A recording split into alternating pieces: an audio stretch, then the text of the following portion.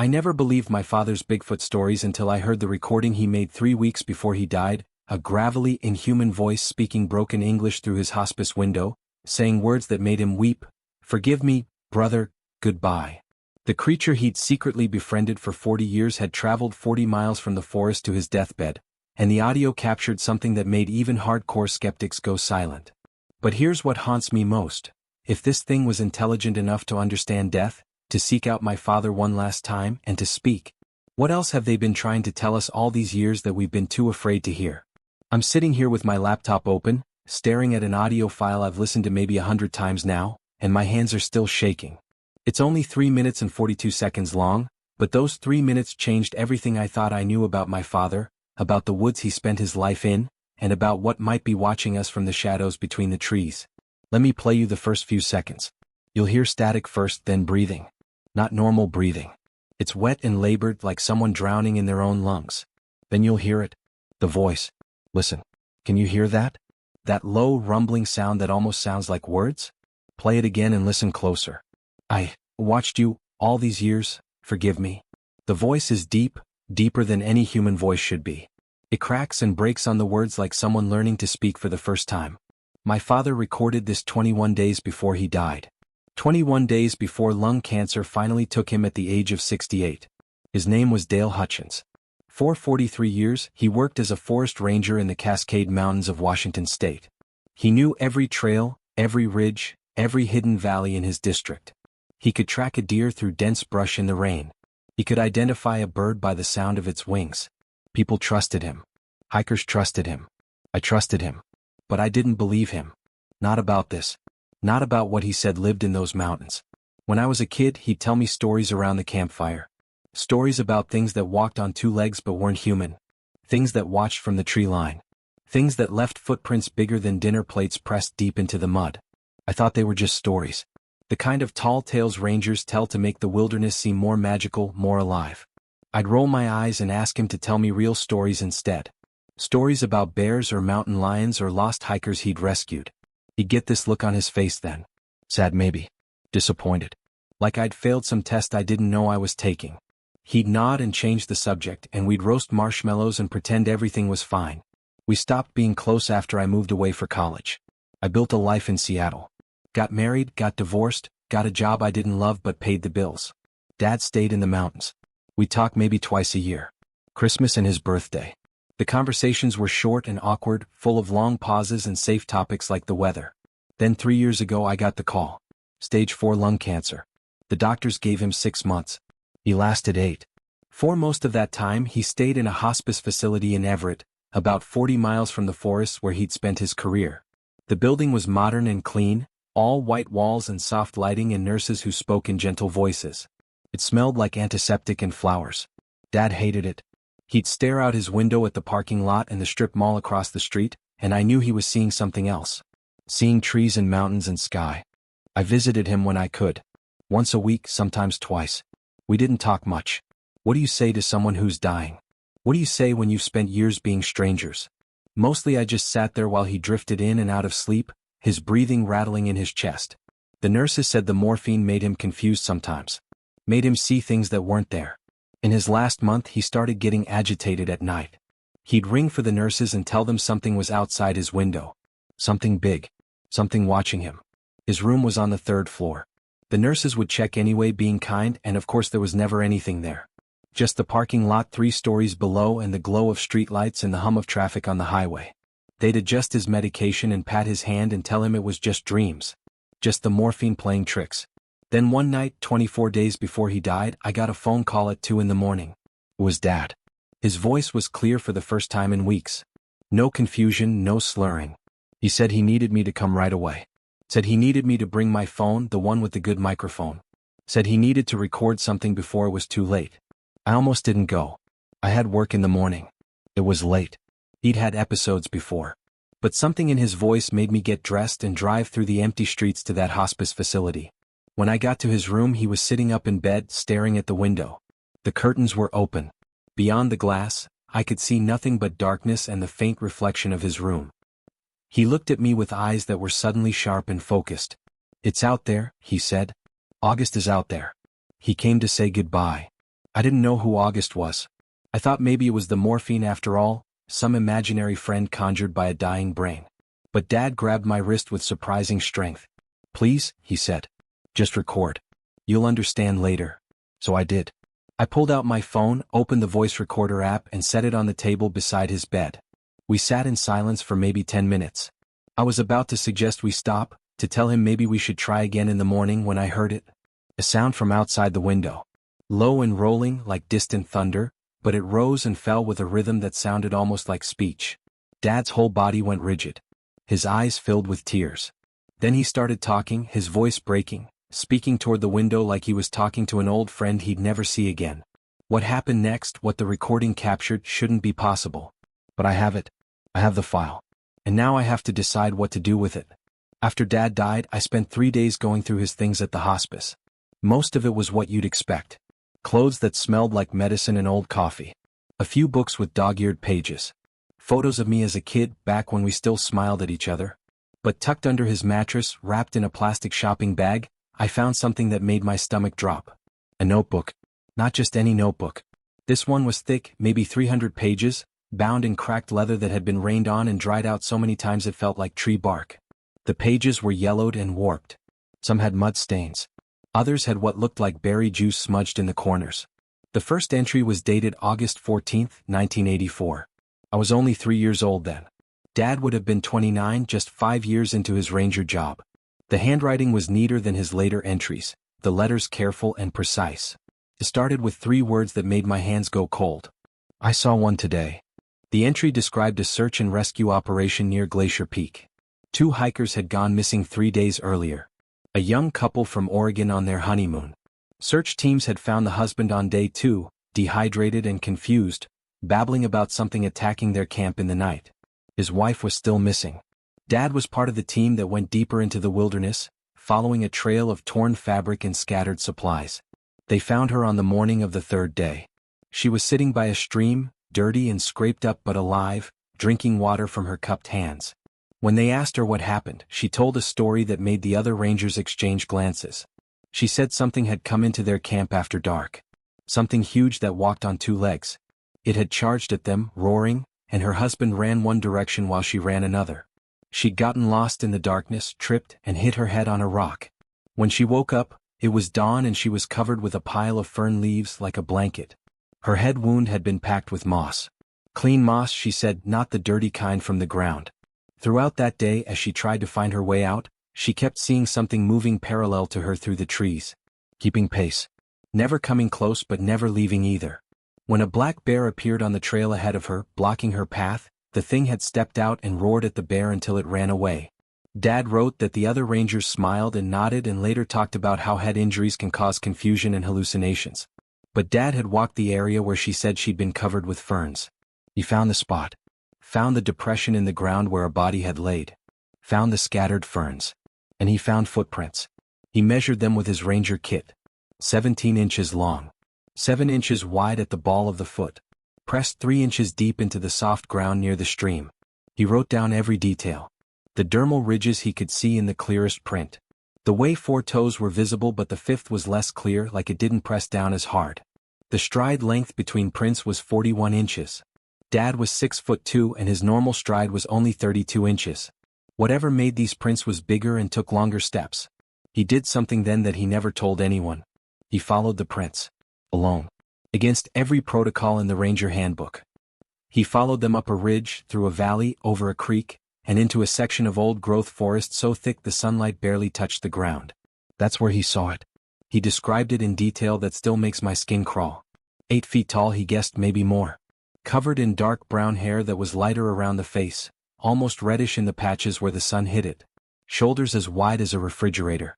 Arms that hung down past its knees. It was standing in a small clearing and it was doing something with its hands. Arranging stones. Dad watched from behind a fallen log about 50 yards away. His heart was hammering so hard he could feel it in his throat. The thing picked up stones from the ground and placed them in a pattern. A circle of larger stones with smaller ones in the center. It would step back, tilt its head, then adjust 1 or 2 stones. Like an artist working on a sculpture. Like someone trying to get something exactly right. Dad wrote that he didn't feel afraid at that moment. He felt something else. Something he struggled to name. Wonder maybe. Or recognition. Like watching something that wasn't supposed to exist but somehow made perfect sense. Then the thing stopped moving. Its head turned slowly in Dad's direction. They made eye contact across that clearing. Dad described the eyes as dark, almost black, but not empty. Not like a deer's eyes or a bear's eyes. There was something behind them. Something thinking. Something aware. They stared at each other for what Dad said felt like an hour but was probably only 30 seconds. Then the thing did something impossible. It pointed. First at the woman's location back the way Dad had come. Then at Dad. Then it gestured with its whole arm back toward where the ranger station would be, miles away through the forest. It was communicating. Telling him to take her home. Making sure he understood. Then it turned and walked away into the trees and Dad stood there shaking, knowing his life had just split into two parts. Before and after. He hiked back to where the rescue team was taking care of the woman. He filed his report. Missing hiker found dehydrated but stable, confused due to head trauma. Animal activity in the area, likely black bears. Recommended increased caution for hikers. He never mentioned the footprints. Never mentioned what he saw. But in his notebook on that first page he wrote something that would become a pattern for the next 40 years. Went back today. Left apples at the stone circle. Need to understand. The notebook wasn't just a diary. As I turned the pages I realized Dad had been conducting research. Scientific research. The kind that should have been published in journals and studied by universities. Instead, it had been hidden under a dying man's mattress for 40 years. Each entry was dated and included detailed observations. Weather conditions. Time of day. Location marked with GPS coordinates once that technology became available. In the early years he'd used landmarks and hand-drawn maps. He'd sketched what he saw. Some drawings were quick, just outlines and shapes. Others were detailed, showing the curve of muscles under hair, the way fingers tapered, the shape of the face in profile. One sketch showed the creature at what looked like different ages. The first drawing was labeled August 1984, and showed a massive figure with dark hair. The next was August 1991, with slightly grayer hair around the face.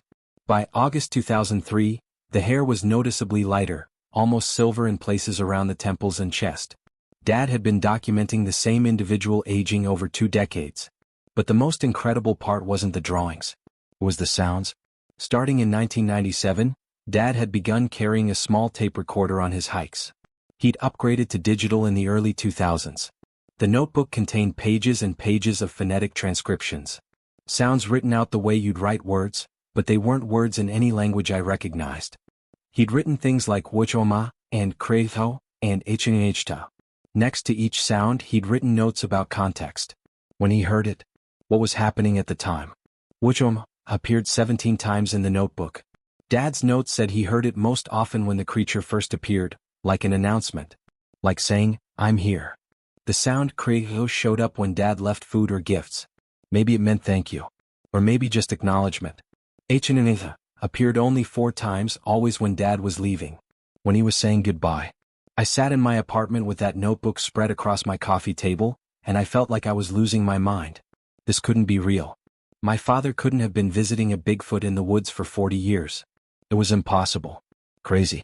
But the evidence was right there in his careful handwriting, in his detailed sketches, in the coordinates I could plug into my phone and find on a map. I did something then that I'm still not sure was smart. I reached out to a researcher at the University of Washington. Her name was Dr. Sarah Chin and she specialized in bioacoustics, the study of animal sounds.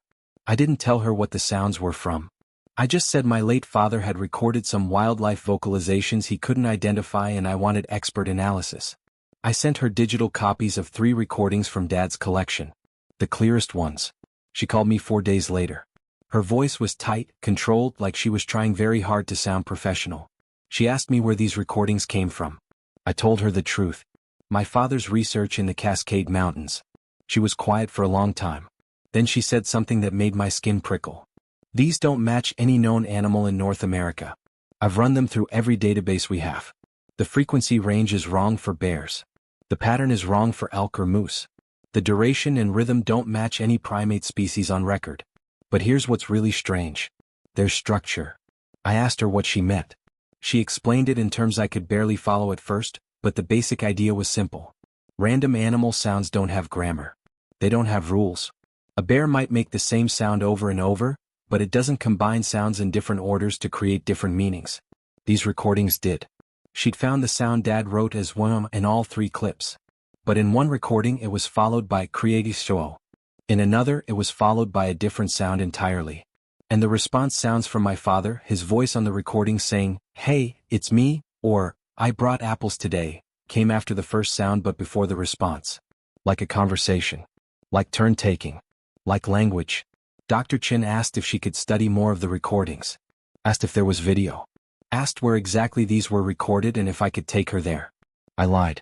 I told her that was all my father had left, just those 3 clips, and I didn't know the exact locations. I thanked her and hung up. Then I sat there feeling sick because I knew what would happen if I gave her everything. Scientists would come. News crews would come. Hunters would come. The forest Dad loved would be crawling with people looking for proof, looking for glory, looking for a trophy to mount on their wall. In the notebook Dad had written about this fear. It appeared over and over in his later entries. In 2009 he wrote about hearing gunshots near one of his meeting spots with August. He'd run toward the sound and found 3 men with rifles standing over a torn-up camp. They told him they'd been tracking something big. Said they'd heard stories about something in these woods and they were going to be the ones to bring it in. Dad filed a report about illegal hunting and made sure those men got fined and banned from the national forest. But he wrote in his notebook that night, "How many more are out there? How many will come? I've kept him a secret this long, but I'm only one person." I found photographs tucked into the back pages of the notebook. Most were blurry or taken from too far away. Dark shapes between trees. Something large crossing a ridge at sunset. But the 3 photos were different. 3 photos were clear enough to make my hands shake. The first showed August standing in a clearing, sunlight filtering through the trees behind him. You could see individual hairs. You could see the muscles in his arms. You could see his face turned slightly toward the camera, eyes focused on something off to the side. The second photo showed Dad and August. Someone else must have taken it. Dad was standing next to him, barely coming up to August's chest, both of them near that stone circle. Dad was smiling. Actually smiling. I hadn't seen my father smile like that in years. The third photo was dated 6 months before Dad's diagnosis. August looked old. His hair was almost completely silver. He was sitting on a fallen log and his shoulders were slumped forward. In the margin of the photo, Dad had written 3 words that broke my heart. "He's dying too." I waited 2 weeks before I could bring myself to listen to the full recording again. The one from the hospice. The one Dad made 21 days before he died. I'd heard the beginning dozens of times, but I always stopped after the first minute. Something about it felt too private, too raw, like reading someone's final letter. But I needed to understand. I needed to know what happened in that room. So one night after work, I poured myself a drink I didn't touch, put on my headphones and played the whole thing from start to finish. The first 30 seconds are just room noise. The hum of the heating system. A distant beep from some machine down the hall. Dad's breathing, wet and labored. Then that sound from outside. That low rumbling that rises and falls. On good speakers with the volume up, you can hear it's not one continuous sound. It's broken into pieces. Syllables. The same patterns Dad had written in his notebook. Wichoma. It's right there, clear as day. Then another sound, longer, more complex. I grabbed the notebook and found it on page 206. Dell. Dad had noted he heard this sound only 3 times in 40 years. His translation guess, written in pencil and underlined twice, was friend, or possibly family. On the recording Dad responds. His voice is so weak I had to turn the volume all the way up. "August, you came. I knew you would." There's a pause. More of that rumbling from outside. Then Dad said something that made me stop breathing. "I'm sorry. I'm so sorry I kept you hidden. I thought I was protecting you, but maybe I was just protecting myself. Maybe I should have told the world. Show them you're real. Show them you're not a monster." The thing outside makes a sound then. It's different from the others. Softer. Almost sounds sad. Dad must have thought so too because he says, "I know. I know you understand. You always understood better than I did." More sounds from outside. I played this section back 5 times, listening with my eyes closed, trying to hear what Dad heard. There's a rhythm to it. A pattern. 3 distinct vocalizations in a row, then silence, then 2 more. Dad had written in his notebook that repeated patterns might indicate emphasis. Might indicate importance. On the recording Dad starts crying. You can hear it in his breathing, in the way his voice breaks. "I looked for others. For 40 years I looked. I saw tracks a few times. Heard calls in the distance. But I only ever saw you. And that female in 97. The one you brought to the ridge that summer. I thought maybe there'd be young ones. Thought maybe your family would grow. But I never saw children. Never saw anyone else. It's just you now, isn't it? You're the last one. The sound that comes next is the one that haunts me. It's long and low and it wavers in the middle like something breaking. Like a cry. Like grief. I've listened to it 100 times and it still makes my chest hurt. Dr. Chin was right. This isn't just animal noise. This is communication. This is emotion. Dad's voice comes back, barely a whisper. We're both dying old friends. Both of us are running out of time. I wish I'd done better by you. I wish I'd been braver. There's a thump on the recording. Something hitting the window. Not hard. Gentle. Like a knock. Like someone trying to get attention. Dad says, I see you. I see your hand. Another thump. Dad's breath hitches. Yeah, I remember. The stone circles. The gifts. The time you pulled me back from that cliff edge when the ground gave way. I remember all of it. Every single day. The next sound from outside is one I found in the notebook. H-N-H-ta. The goodbye sound. But it's longer this time. More sounds added to it. Dad had noted in his research that complex versions of basic sounds might indicate more complex meanings. This wasn't just goodbye. This was something bigger. Dad responds in a voice I barely recognize. Thank you. For everything. For trusting me. For letting me know you. For showing me the world is bigger and stranger and more wonderful than people think. There's a long silence. Maybe 30 seconds. Just breathing on both sides of the window. Then Dad says something that made me drop my phone the first time I heard it clearly. Her name is Sarah. My daughter. She's in the recordings. The ones I made in 2012 when she visited. You heard her voice. If anything happens, if anyone ever finds you or your family, I told her where the notebook is. She'll understand. She'll protect you like I did. My hands were shaking so hard I had to pause the recording. He planned this. Even back then, 12 years before his death, he'd been planning for this moment. Making sure someone would carry the secret forward. Making sure August wouldn't be alone if something happened. I started the recording again. The sounds from outside are getting quieter now. More strained. August is struggling just like Dad is struggling. Two old friends dying at the same time, separated by a pane of glass and 40 miles and the invisible wall between their species. Dad says, go home. Get somewhere safe. Don't let them find you. Promise me. The response is soft. Almost too quiet to hear. But it's there. That same dull sound from earlier. Friend. Family. Then footsteps. Heavy ones. Moving away from the window. Dad is crying openly now. Goodbye, August. Thank you for everything. Thank you for being real. The footsteps fade. There's nothing but room noise again. Dad's breathing. A sob. Then his voice, speaking to the recorder, speaking to me. Sarah, if you're hearing this, I need you to understand. He's not a monster. He's not a creature or a specimen or a trophy. He's a person. Different from us, but a person. And he's alone. Maybe the last of his kind. The world doesn't need to know about him. The world would destroy him. Just like it's destroying everything else that's wild and free and doesn't fit in a zoo or a lab. Keep the secret. Please. Keep him safe. The recording runs for another 30 seconds. Just silence and breathing. Then it cuts off. I sat in my apartment with tears running down my face and I understood. I finally understood why Dad had kept this hidden. Why he'd chosen silence over fame, secrecy over proof. He'd made a promise. To August. To himself. And now that promise was mine. I knew what people would say before I even told anyone. I knew exactly how it would go. So I tested it carefully, like dipping your toe in water to see how cold it is. I showed the recording to my ex-husband first. We'd stayed friendly enough after the divorce and he'd always liked Dad. I played with him for 30 seconds. Just the part where you can hear the voice from outside the window saying those sounds. He listened with his head tilted, eyes focused on my phone speaker. When it finished, he sat back and sighed. Your dad was on a lot of medication at the end, wasn't he? He said. I told him yes, but that wasn't the point. He gave me that look. That gentle, patient look people give you when they think you're being irrational. Grief does strange things to people, he said. Makes us want to believe things. Makes us hear things that aren't there.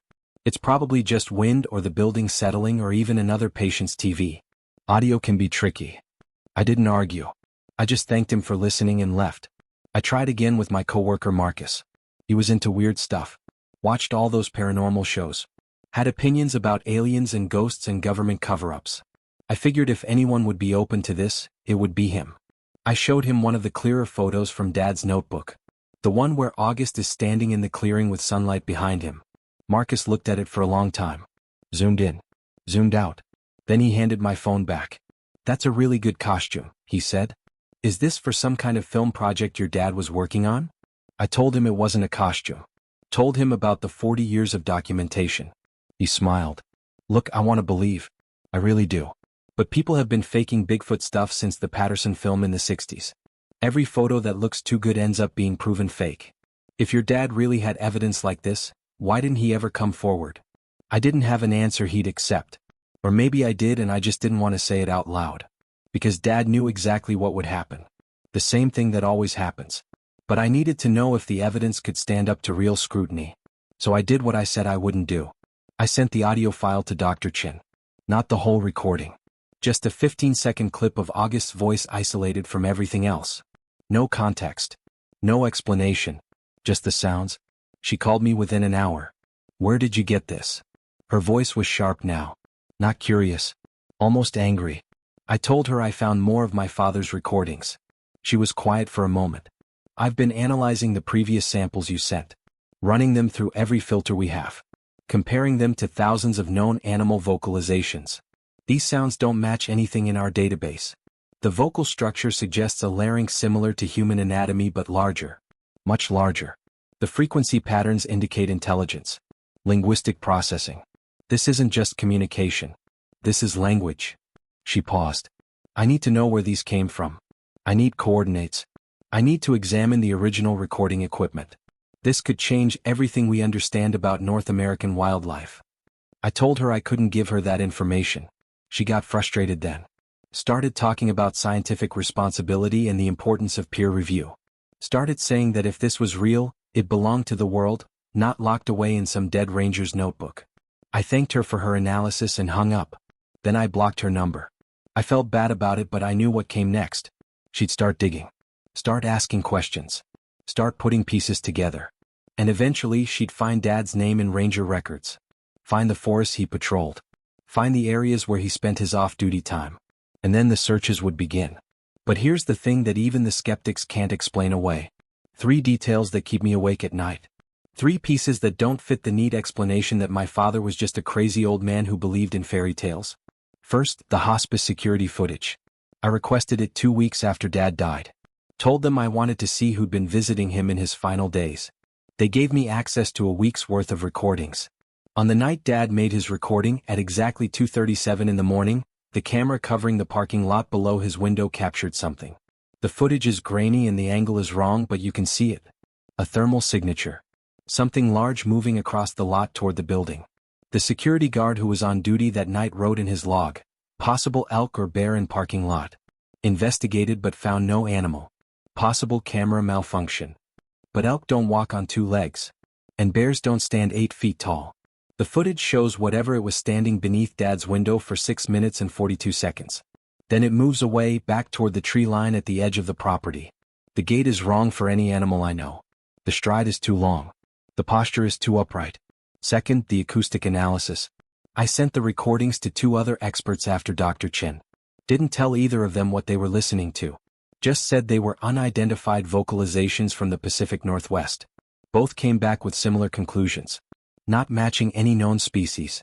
Showing complex phonetic structure. Displaying patterns consistent with intentional communication.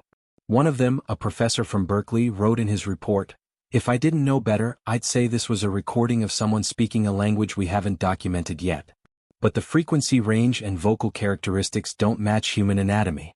This is either an elaborate hoax using sophisticated audio manipulation, or we're listening to something that shouldn't exist." He suggested I contact anthropology departments. Linguistic researchers. He said this could be the discovery of the century. I never replied. Third, and this is the one that breaks my heart every time I think about it, what I found on Dad's grave 6 weeks after we buried him. I went to visit on a Sunday morning. The cemetery was empty. Quiet. Just birds and the sound of wind through the grass. When I got to his headstone, I stopped walking. There, arranged on top of the flat marker, was a pattern of stones. 7 large ones in a circle. Smaller ones filling the center. Exactly like the drawings in Dad's notebook. Exactly like the stone circles he documented for 40 years. I looked around. I saw no one. The stones were weathered. River rocks. The kind you'd find in mountain streams, not in a city cemetery. Someone had carried them there. Placed them carefully. Left them as a message or a memorial or a goodbye. I sat down on the grass next to Dad's grave and cried. Not because I was sad, though I was, but because I finally understood what Dad had been trying to tell me my whole life. That the world is bigger than we think. Stranger than we admit. Full of mysteries that don't need to be solved or captured or displayed. Some things are meant to stay hidden. Some wonders are meant to be witnessed by only a few. And some promises are more important than proof. I took a photo of the stones. Then I carefully picked them up, one by one, and scattered them in the woods at the edge of the cemetery. If August was watching, if he was still out there somewhere, I wanted him to know I understood. The secret was safe. So here I am, telling you this story, and I know what you're thinking. You're thinking the same thing my ex-husband thought. The same thing Marcus thought. That grief and medication and wishful thinking can create powerful illusions. That audio can be misleading. That photos can be faked. Those stone circles can be made by anyone. And maybe you're right. Maybe all of this is just the elaborate fantasy of a dying man and his daughter who wants to believe her father wasn't crazy. But I keep coming back to that recording. To those final moments between two old friends saying goodbye. I keep hearing that sound August made. That long, wavering cry that sounded so much like grief. And I have to ask myself, if this was all in Dad's head, if August never existed, then who left those stones on his grave? Who stood outside that hospice window at 2:37 in the morning? And why does the recording sound so much like someone speaking a language we've simply never bothered to learn? The notebook is locked in a safe deposit box now. The recordings are on a hard drive that's not connected to the internet. The photos are printed and stored in a place only I know. I'm not sharing coordinates. I'm not leading expeditions. I'm keeping the promise Dad asked me to keep. But late at night, when I can't sleep, I'll pull up that final recording and listen to those last words. Keep him safe. And I wonder if August is still out there. Still alone. Still waiting for someone to knock back. Still speaking words into the darkness that no one is listening for anymore. If he is, then maybe someday I'll hike into those mountains. Find one of Dad's old meeting spots. Leave some apples in a stone circle. And wait. Not to prove anything. Not to capture anything. Just to say what Dad never got to say one last time. Thank you. I believe you. You're not alone.